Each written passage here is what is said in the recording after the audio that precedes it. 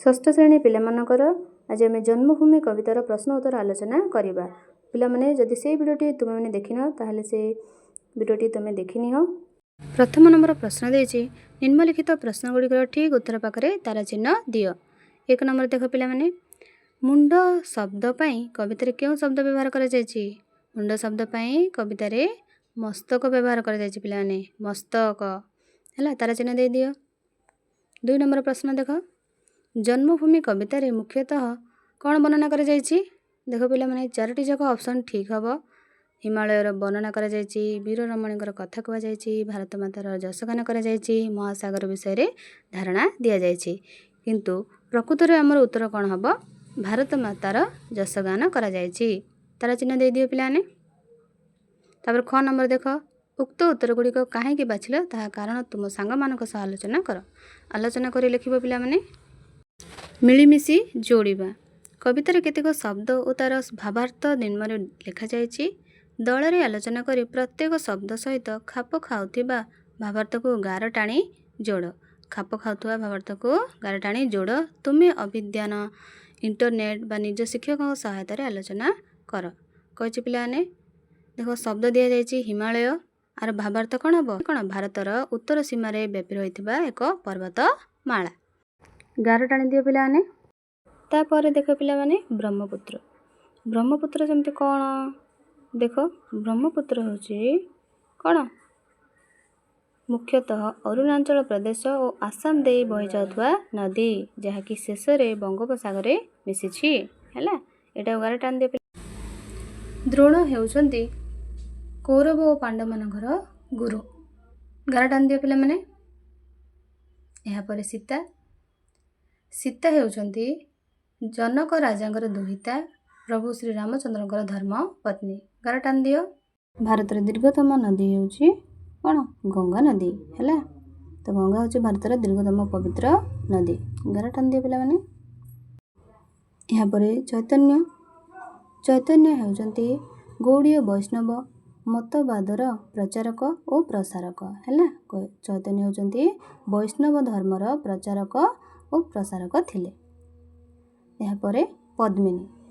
ପଦ୍ମିନୀ ଦେଖ, ପଦ୍ମିନୀ ହେଉଛନ୍ତି ମେୱାରର ରାଣୀ ଓ ବୀର ରମଣୀ। ହେଲା, ପଦ୍ମିନୀ କିଏ? ପଦ୍ମିନୀ ହେଉଛନ୍ତି ମେୱାରର ରାଣୀ ଓ ବୀର ରମଣୀ। ଏହାପରେ ଅର୍ଜୁନ। ଅର୍ଜୁନ ହେଉଛନ୍ତି ତୃତୀୟ ପାଣ୍ଡବ। ହେଲା, ପଞ୍ଚୁ ପାଣ୍ଡବଙ୍କ ମଧ୍ୟରେ ଜଣେ ଭାଇ। ତ ଦେଖ, ଭୀଷ୍ମ। ଭୀଷ୍ମ ହେଉଛନ୍ତି ଗଙ୍ଗାଙ୍କ ପୁତ୍ର, କୌରବ ପାଣ୍ଡବମାନଙ୍କର ପିତାମହ। ହେଲା, ଗାର ଟାଣି ଦିଅ। ବାଲ୍ମୀକି ହେଉଛନ୍ତି, ବାଲ୍ମୀକି କିଏ? ବାଲ୍ମୀକି ଆମର ସଂସ୍କୃତ ରାମାୟଣ ରଚୟିତା। ହେଲା, ସଂସ୍କୃତ ରାମାୟଣ ରଚୟିତା ହେଉଛନ୍ତି ବାଲ୍ମୀକି। ତାପରେ ଦିଆଯାଇଛି ଦେଖ ପିଲାମାନେ, ପଦ୍ୟାଂଶକୁ ଆଲୋଚନା କର।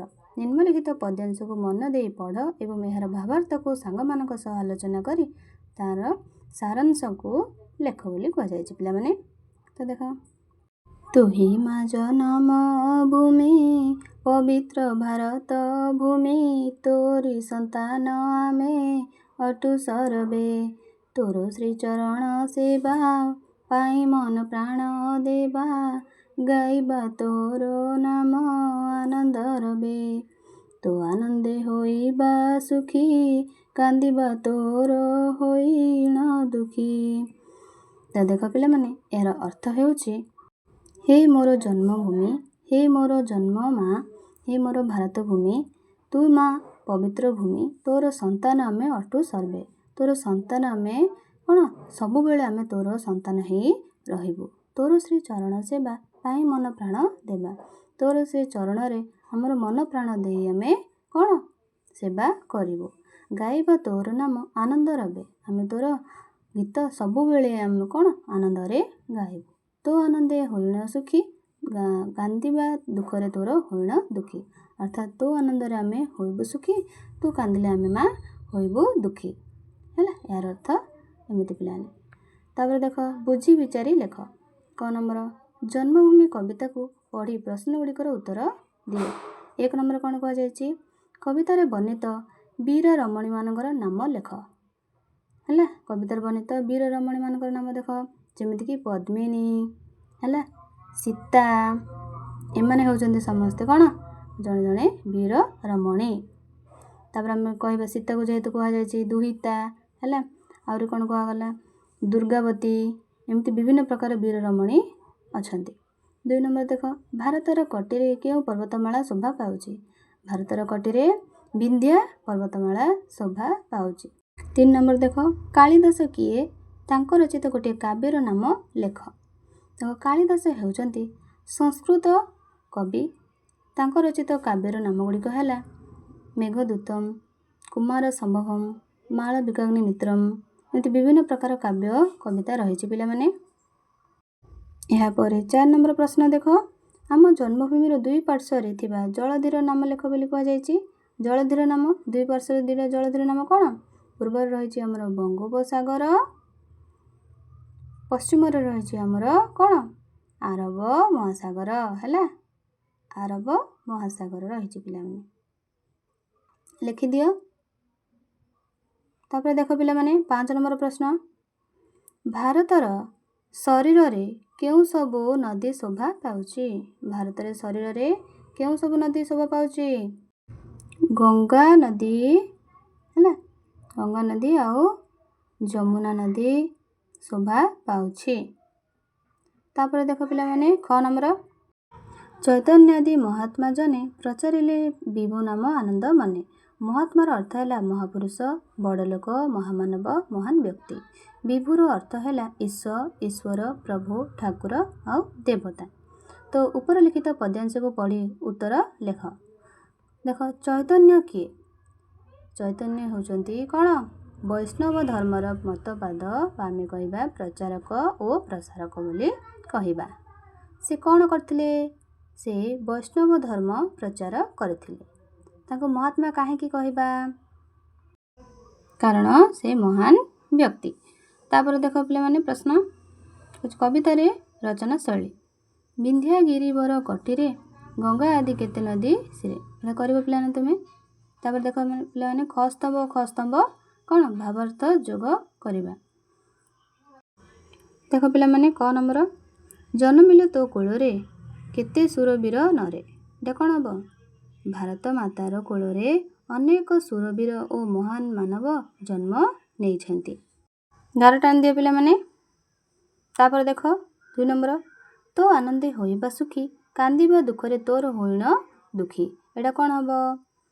ଦେଖ 3 ନମ୍ବର ହେବ ଏଇଟା। ଦେଖ ଗାର ଟାଣ, ଆମେ ଜନ୍ମଭୂମିର ଉନ୍ନତି ବା ପ୍ରଗତିରେ ସୁଖ ଅନୁଭବ କରିବା ଓ ଅବନତିରେ ଦୁଃଖୀ ହେବା ହେଲା, ଏଇଟା ଗାର ଟାଣି ଦିଅ ପିଲାମାନେ। 3 ନମ୍ବର ଦେଖ, ସମସ୍ତେ ତୋର ଦୁହିତା, ପଦ୍ମିନୀ ସାବିତ୍ରୀ ସୀତା। ଏଇଟା ହେବ ପ୍ରଥମ ନମ୍ବର ହେବ ପିଲାମାନେ, ପଦ୍ମିନୀ ସାବିତ୍ରୀ ସୀତା ପ୍ରଭୃତି ସମସ୍ତ ବୀର ରମଣୀ ଭାରତ ମାତାର ଦୁହିତା ଅଟନ୍ତି।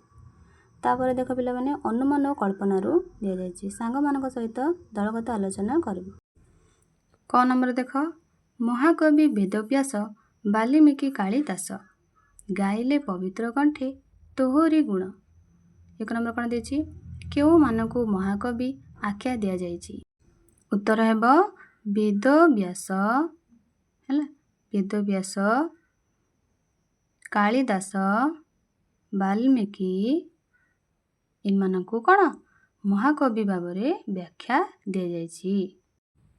2 ନମ୍ବର ଦେଖ, ସେମାନଙ୍କ ଲିଖିତ ଗ୍ରନ୍ଥର ନାମ ଉଲ୍ଲେଖ କର ହେଲା। ତ ଜଣେ ଜଣେ କରି ଆମେ ସେମାନଙ୍କ ନାମ ଲେଖିବା। ପ୍ରଥମେ ହେଲେ ବେଦବ୍ୟାସ। ବେଦବ୍ୟାସ ଆମର କ'ଣ ଲେଖିଛନ୍ତି? ମହାଭାରତ ଲେଖିଛନ୍ତି। ବାଲ୍ମୀକି ସେହିପରି, ବାଲ୍ମୀକି କ'ଣ ଲେଖିଛନ୍ତି? ଋଷି ବାଲ୍ମୀକି ଲେଖିଛନ୍ତି ସଂସ୍କୃତ ରାମାୟଣ ହେଲା, ରାମାୟଣ କିଏ ଲେଖିଛନ୍ତି? ବାଲ୍ମୀକି। ଏହାପରେ କାଳିଦାସ, କାଳିଦାସ ହେଉଛନ୍ତି ସଂସ୍କୃତ କବି। ସେ ଲେଖିଥିବା ଗ୍ରନ୍ଥ ଗୁଡ଼ିକ ହେଲା ମେଘଦୂତମ୍, ରଘୁବଂଶମ୍, କୁମାର ସମ୍ଭବମ୍, ମାଳବିକାଗ୍ନିମିତ୍ରମ୍, ଏମିତି ବିଭିନ୍ନ ପ୍ରକାର ଗ୍ରନ୍ଥ କାଳିଦାସ ରଚନା କରିଛନ୍ତି। ଖ ନମ୍ବର ଦେଖ, କେତେ କେତେ ପୁଣ୍ୟବତୀ, କେତେ ପତିବ୍ରତା ସତୀ, କେତେ ବୀର ନାରୀ, କେତେ ବୀର ଜନନୀ। ଏହି କବିତାରେ ବୀର ନାରୀ ବୋଲି କାହାକୁ ଓ କାହିଁକି କୁହାଯାଇଛି?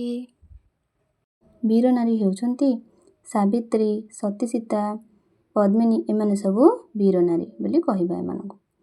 ଏହାପରେ ଦେଖ ଶବ୍ଦର ଭିନ୍ନ ଭିନ୍ନ ରୂପ ଦିଆଯାଇଛି, ଯେପରି ଚରଣରୁ କ'ଣ ପାଦ, ପୟର, ତାପରେ ପଦ ଦିଆଯାଇଛି। ସେହିପରି କେତେ ଗୁଡ଼ିଏ ଶବ୍ଦ ଦିଆଯାଇଛି। ଦେଖ ପିଲାମାନେ, ନଦୀ, ଭୂମି, ଜନନୀ, ଦୁହିତା। ହେଲା, ଆମେ ଏହାର ଅର୍ଥ ଲେଖିବା। ନଦୀ ମାନେ କ'ଣ? ନଦୀର ବିଭିନ୍ନ ପ୍ରକାର ଶବ୍ଦ ରୂପ ରହିଛି। ତଟିନୀ, ତରଙ୍ଗିଣୀ, ସ୍ରୋତସ୍ୱିନୀ। ହେଲା, ସ୍ରୋତସ୍ୱିନୀ। ଲେଖ ପିଲାମାନେ ତା ସବୁ। ତାପରେ ଦେଖ ପିଲାମାନେ, ଭୂମି। ଭୂମିର ମଧ୍ୟ ବିଭିନ୍ନ ପ୍ରକାର ଶବ୍ଦ ରୂପ ରହିଛି। ଭୂମିର ମଧ୍ୟ ବିଭିନ୍ନ ପ୍ରକାର ଶବ୍ଦ ରୂପ ରହିଛି। ଦେଖ, ଧରା, ଧରଣୀ, ତାପରେ ହେଲା ଧରିତ୍ରୀ। ହେଲା, ତାପରେ ହେଲା କ'ଣ? ବସୁମତୀ ବା ଆମେ କହିବା ବସୁଧା। ଏମିତି ବିଭିନ୍ନ ପ୍ରକାର ରହିଛି। ତାପରେ ହେଲା ଜନନୀ। ଜନନୀ ମାନେ କ'ଣ? ଜନନୀର ମଧ୍ୟ ଶବ୍ଦ ରୂପ ରହିଛି। କ'ଣ? ମା, ମାତା, ଜନ୍ମଦାତ୍ରୀ। ହେଲା, ଲେଖ ପିଲାମାନେ ସବୁ। ଜନ୍ମଦାତ୍ରୀ ମଧ୍ୟ କହିପାରିବା। ତାପରେ ପିଲାମାନେ ଆସିଲା ଦୁହିତା। ଦୁହିତା ମାନେ କ'ଣ? ଦୁହିତାର ଅର୍ଥ ହେଉଛି କନ୍ୟା, ସୂତ, ସୂତ। ଏସବୁ ପିଲାମାନେ ତୁମେ ଖାତାରେ ନୋଟ୍ କର। ତାପରେ ଆମେ କହିପାରିବା ଝିଅ। ହେଲା, ତାପରେ ଲେଖିପାରିବା ବନିତା। ତାପରେ ଆମେ କହିବା କ'ଣ? ତନୟ। ଏମିତି ବିଭିନ୍ନ ପ୍ରକାର ନାମ ଅଛି ପିଲାମାନେ। ତାପରେ କ ନମ୍ବର ଦେଖ, କବିତାରେ ବ୍ୟବହୃତ ଗିରିବର ଶବ୍ଦରେ ବର ଅର୍ଥ ଶ୍ରେଷ୍ଠ। ବରର ଅର୍ଥ ହେଉଛି ଶ୍ରେଷ୍ଠ। ଏହି ଶବ୍ଦକୁ ଦୃଷ୍ଟିରେ ରଖ ଓ ଶବ୍ଦ ଶେଷରେ ବର ଲଗାଇ ନୂତନ ଶବ୍ଦ ଗଠନ କର। ଦେଖ ପିଲାମାନେ, ମୁଁ ଲେଖିଦେଇଛି ସୁରବର, ଗୁରୁବର, ନରବର, କବିବର, ବୀରବର। ଏମିତି ଲେଖିଛି ପିଲାମାନେ। କିଛି ଭିନ୍ନ, କିଛି ସମାନ। ନିମ୍ନଲିଖିତ ପଦକୁ ଧ୍ୟାନର ସହ ପଢ଼। ଗାଇଲେ ପବିତ୍ର କଣ୍ଠେ ତୋହରି ଗୁଣ, ଯେତେ ଜହିଁ ଥିଲେ ମିଳି ମାନବ ଗଣ। ଗଣ ଓ ଗୁଣ ଶବ୍ଦ ଦ୍ୱୟରେ କେବଳ ମାତ୍ରାର ଭିନ୍ନତା ରହିଛି। ସେହିପରି ଆଉ କେତେ ଗୁଡ଼ିଏ ଶବ୍ଦ ସାଙ୍ଗମାନଙ୍କ ସହ ଆଲୋଚନା କରି କ'ଣ ଖାତାରେ ଲେଖ ବୋଲି କହିଛି ପିଲାମାନେ। ଯେପରି ବଣ, ବଣି। ହେଲା, ବଣ, ବେଶ। ସେହିପରି ଗୁଣ, ଗଣ। ହସକାରର ଫରକ ଅଛି ନା ନାହିଁ? ହେଲା, ହସକାରରେ ଫରକ ଅଛି। ସେହିପରି ତୁମେ ଆଉ କେତେ ଗୁଡ଼ିଏ ଶବ୍ଦ ମଧ୍ୟ ଲେଖିପାରିବ। ଅଂଶ, ଅଂଶ। ହେଲା, ଦନ୍ତେଶ ଆଉ ତାଲବେଶର ଫରକ ଅଛି। ତାଲବେଶର ଫରକ ଅଛି ନା ନାହିଁ? ଏ ଅଂଶର ଅର୍ଥ ହେଉଛି ଭାଗ, ଏ ଅଂଶର ଅର୍ଥ ହେଉଛି କ'ଣ? ଗୋଟିଏ କାନ୍ଧ। ହେଲା, ଏ ଅଂଶର ଅର୍ଥ ହେଉଛି କାନ୍ଧ। ସରିଗଲା ପିଲାମାନେ ତୁମର ପ୍ରଶ୍ନ ଉତ୍ତର। ଆଶା କରୁଛି ପିଲାମାନେ ଭିଡ଼ିଓଟି ଭଲ ଲାଗିଥିବ। ଯଦି ଭିଡ଼ିଓଟି ଭଲ ଲାଗିଛି ତାହେଲେ like, comment, share and subscribe କରିଦେବ। ଧନ୍ୟବାଦ।